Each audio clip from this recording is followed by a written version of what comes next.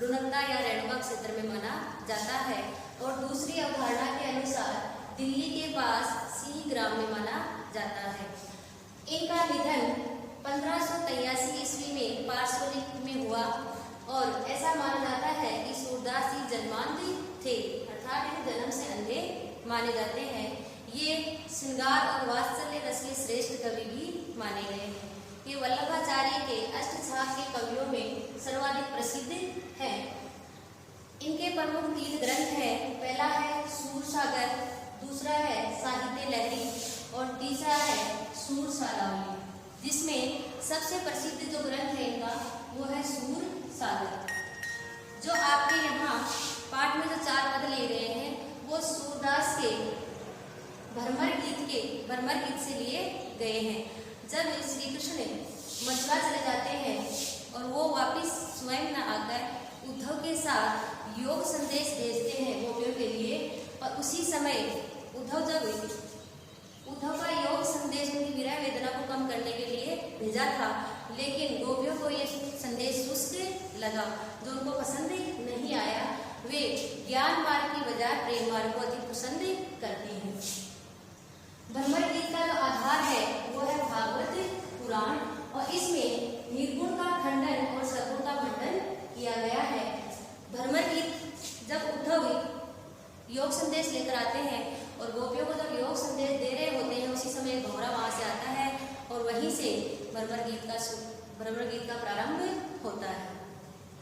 ये जो 4 पद लिए गए हैं, जिसमें जो पहला पद है उसमें उद्धव को व्यंग्य कर रही है गोपियां कि तुम बहुत बड़े भाग्यशाली हो, जो अर्थात कि तुम भाग्यशाली नहीं हो, अभाग्यशाली हो, क्योंकि तुम श्री कृष्ण के पास रहते हुए स्नेह के प्रेम के धागे में बंध नहीं पाए। और जो दूसरा पद है उसमें गोपियां अपने मन की अभिलाषाएं बताती हुई कह रही हैं कि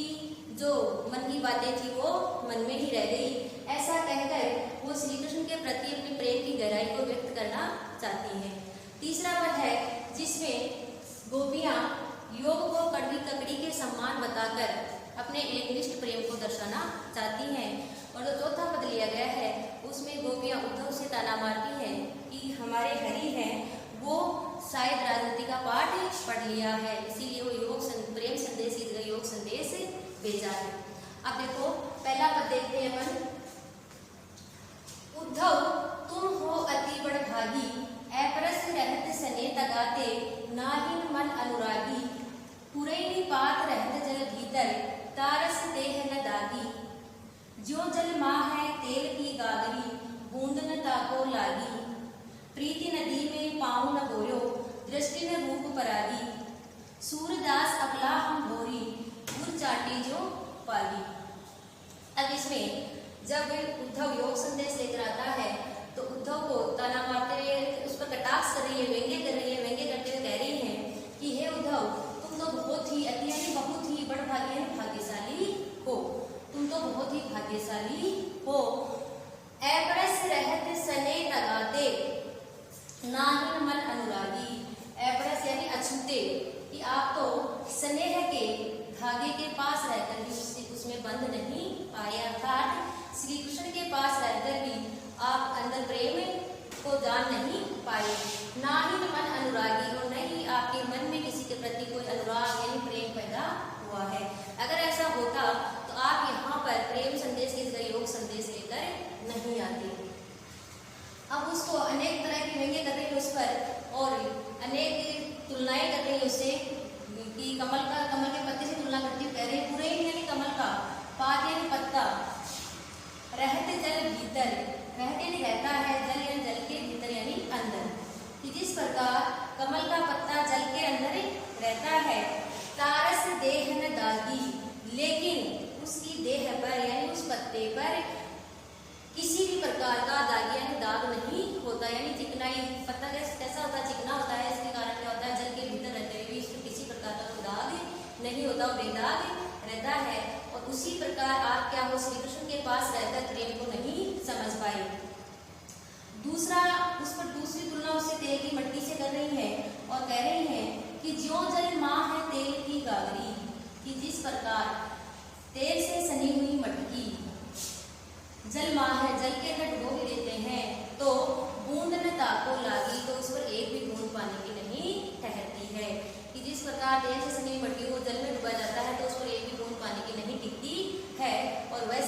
आप श्री कृष्ण के पास रहकर भी आप उस प्रेम को समझ ही नहीं पाए, प्रेम में आप डूबे नहीं, आपके मन में थोड़ा वो भी प्रेम नहीं जागा। आगे वो कह रही है कि प्रीति नदी में पाँव न बोरो दृष्टि न रूप परागी, कि आपने प्रीति यानी प्रेम रूपी नदी में पाँव न बोरो, पाँव यानी पाँव, बोरो यानी डुबोया, आपने प्रेम रूपी नदी में पाँव भी नहीं डुबोया है। दृष्टि न रूप परागी, और नहीं आपकी दृष्टि में किसी के प्रति कोई प्रेम जागा है, लेकिन हम तो क्या है इस प्रेम रूपी नदी में पूर्ण रूप से डूब चुकी है, इसलिए हमें ये योग संदेश बिल्कुल भी पसंद नहीं है, शुष्क लग रहा हमें एकदम से। सूरदास अबला हम भोरी गुर चाटी जो पागी, सूरदास जी कह रहे हैं कि गोपियां कह रही है उद्धव से कि हम तो भोली भाली अबलाएं हैं, और जिस प्रकार गुड़ से चाटियां चीटी पागियां चिपक जाती है, जिस प्रकार चीटियां होती हैं वो गुड़ से चिपक जाती है और मृत्यु प्रेम तक उनको नहीं छोड़ती है, उसी प्रकार हम तो श्री कृष्ण के प्रेम में ऐसे डूब चुकी हैं कि हम उसको अब नहीं छोड़ सकती। अब अगला पद देखिए, दूसरा दूसरे पद में क्या बता रहे हैं कि गोपियां अपने मन की अभिलाषा व्यक्त करती कह रही हैं कि मन हमारे जो मन में बातें थी, प्रेम वाली जो बातें थी जो श्री कृष्ण से बताना चाह रही थी, वो हमारे मन के अंदर ही रह गई। मन ही मांझ रही, कहिए जाए कौन पे उठो, ना ही परत कही, अवधि आधार आस आवन की, तन मन विथा सही। अब इन जोग संदेश ने सुनी विरह दही, चाहती हुती गुहारी जितईते, उठते धार बही। सूरदास अब धीर रही क्यों, मर्यादा ने नहीं। अब कह रहे हैं गोपियां कि हमारे मन की जो बातें हैं वो मन के अंदर ही रह गई, कि मन की बातें मन के अंदर ही रह गई। कहिए जाए कौन पे उद्धव, हे उद्धव, जो प्रेम भरी बातें थी वो अब किसी से भी नहीं कही जाती, नहीं कि हम जो प्रेम भरी बातें हैं, श्री कृष्ण से हम प्रेम भरी बातें करना चाह रही थी, मन में बहुत प्रकार की प्रेम भरी बातें थी, वो अब हमारे मन की बातें मन के अंदर ही रह गई। आगे कह रही है कि अवधि आधार आस आवन की, अवधि यानी निश्चित समय का, आस यानी उम्मीद थी, आवन यानी आने की, कि हमें एक निश्चित समय दिया था कि मैं इतने अवधि के बाद आपसे मिलने आऊंगा। जो उस अवधि में हमने तन से मन से जो पीड़ा सही है, कि हमने अनेक प्रकार की तन और मन से अनेक प्रकार की पीड़ा सही है, लेकिन उसमें ये थी कि हमें उम्मीद थी, एक आस थी कि वो हमसे मिलने जरूर आएंगे निश्चित समय के बाद में। लेकिन अब इन जोग संदेश ने सुनी विरह दही, लेकिन अब इस योग संदेश को सुन करके, जो आप ये योग संदेश लेकर आए हो, इस योग संदेश को सुन करके हमारे अंदर जो विरह की अग्नि जल रही थी वो और भी ज्यादा रही यानी बढ़ चुकी है। हमारे अंदर इस योग संदेश को सुनकर हमारी जो विरह अग्नि हमारे अंदर जल रही थी, विरह की आग जल रही थी, और ज्यादा बढ़ गई है। चाहती हुती गुहार जितईते, उठते धार बही, कह रही है कि हम जिधर से गुहार यानी पुकार लगाना चाह रही थी, कि हम जिधर से हम गुहार लगाना चाह रही थी, पुकार लगाना चाह रही थी, जिधर से हम उम्मीद थी, लेकिन उठते यानी उधर से तो धार बही, उधर से तो उल्टी धारा बह गई, अर्थात उधर से तो योग की धारा बह गई। हम जिधर से प्रेम की धारा की उम्मीद कर रही थी, पुकार लगाना चाह रही थी कि हमने जो तन मन से जो पीड़ाएं सही है वो बताएंगी, लेकिन अब क्या हुआ है, उधर से तो योग की धारा बह गई है। सूरदास अब धीर रही क्यों, मर्यादा न लगी। सूरदास जी कह रही है कि गोपियां उद्धव से कह रही हैं कि अब हम धीरे धारण क्यों करें, कि अब हम धैर्य धारण क्यों करें। मर्यादा न लगी, जब अगले ने अपनी मर्यादा को नहीं समझा, उन्होंने जब मर्यादाएं सारी तोड़ दी हैं, अर्थात क्या जाती है कि प्रेम के बदले में प्रेम क्या जाता है, प्रेम के बदले में प्रेम का प्रतिदान जाता है। और गोपियां श्री कृष्ण से एकनिष्ठ प्रेम करती हैं, वो भी चाहती हैं कि श्री कृष्ण हमसे मिलने आए, लेकिन जब योग संदेश भेजा उद्धव के साथ तो कह रहे हैं कि अब हम धैर्य धारण क्यों करें, अब हम अपनी मर्यादाओं में क्यों रहे, जब उन्होंने भी अपनी सारी मर्यादाएं प्रेम की मर्यादाओं को तोड़ दिया है। अब आगे देखो तीसरा पद, तीसरे पद में उद्धव का योग जो संदेश है वो गोपियों को कैसा लगा, कड़वी ककड़ी के सम्मान लगता है, और योग संदेश को कड़वी ककड़ी के सम्मान बताकर वो अपने एकनिष्ठ प्रेम में दृढ़ विश्वास व्यक्त करती है।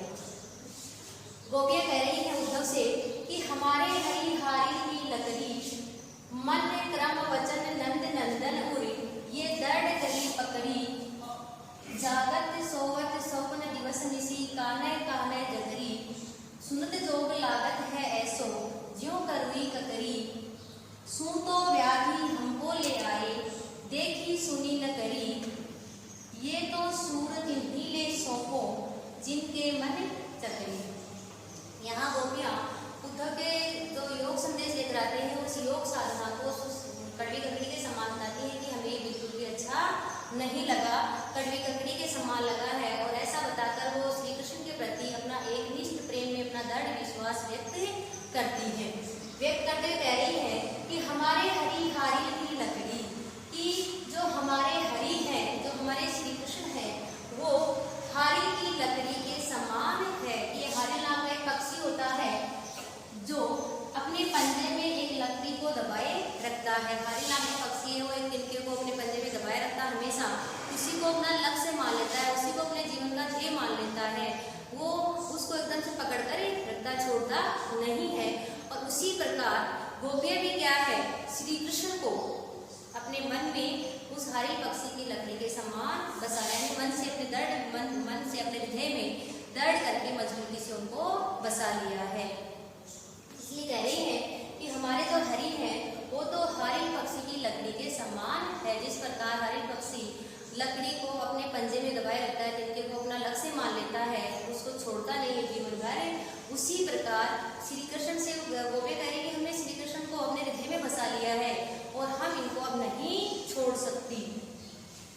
मन क्रम वचन नंद नंदन उरी, ये दृढ़ करी पकड़ी, कि हमने नंद के नंदन श्री कृष्ण को अपने मन से, क्रम से और वचन से उनको अपने हृदय में बसा लिया है। क्या कहना चाह रही है कि श्री कृष्ण को, जो नंद के पुत्र श्री कृष्ण हैं, उनको हमने मन, क्रम और वचन से बड़ी दृढ़ता से अपने हृदय में को बसा लिया है और हम उनको नहीं भूल सकती। जागत सोवत स्वप्न दिवस निसी, कानय कानय जगरी। गोपी आगे क्या कह रही हैं कि जागते हुए, जागते हुए, सोते हुए, स्वप्न यानी सपने में, दिवस यानी दिन में, निसी यानी रात में, हम काना काना ही जगरी यानी पुकारती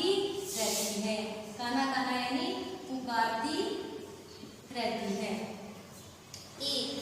हम जागते हुए, सोते हुए, सपने में, दिन में, रात में काना काना ही पुकारती रहती है। सुनत जोग लागत है ऐसो, जो करुई ककरी। अब उद्धव से क्या कह रही है गोपियाँ कि जो ये आप योग संदेश लेकर आए हो, वो हमें ये इसको सुनकर के, योग यानी योग संदेश को सुनकर के ऐसो यानी ऐसा लगता है कि जैसे कड़वी ककड़ी है, कि जिस प्रकार कड़वी ककड़ी क्या कर देती है, बेस्वाद यानी बहुत कड़वी ककड़ी को खाने से बुरा लगता है, तो उसी प्रकार क्या होता है कि ये योग संदेश लेकर आए हो आप, तो वो भी हमें ऐसे कड़वी ककड़ी के समान लगा, यानी बहुत ही बुरा लगा है। सूतो व्याधि हमको ले आए, देखी सुनी न करी। सूतो यानी आप तो ऐसी व्याधि यानी ऐसी मानसिक बीमारी, ऐसी बीमारी लेकर आए हो, ऐसा रोग लेकर आए हो हमारे लिए, हमको ले यानी हमारे लिए ऐसा रोग लेकर आए हो जो कभी न तो देखा है, नहीं कभी सुना है और नहीं कभी होगा है। कि आप तो हमारे लिए ऐसा रोग लेकर आए हो, ऐसी व्याधि लेकर आए हो जो हमने न तो देखी कभी, नहीं सुनी कभी और नहीं हमने भोगी है। ये तो सूर तिन्हीं ले सौंपो, जिनके मन चकरी। अब सूरदास जी कह रहे हैं कि गोपियाँ उद्धव से कहती है कि हे उद्धव, जो ये इस प्रकार का जो रोग हमारे लिए लेकर आए हो, इस प्रकार जो व्याधि हमारे लिए लेकर आए हो, जैसे हम जिसको हमने न तो कभी देखी, न कभी सुनी, नहीं होगी, ये उन्हीं को वापस ले जाकर सौंपो यानी सौंप दो। ये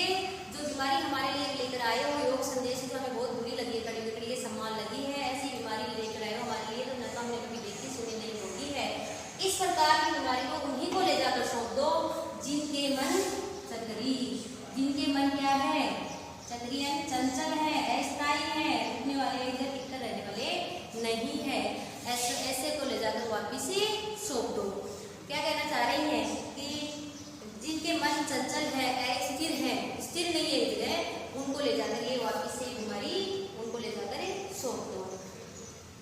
अब देखो अपना चौथा पद, जिसमें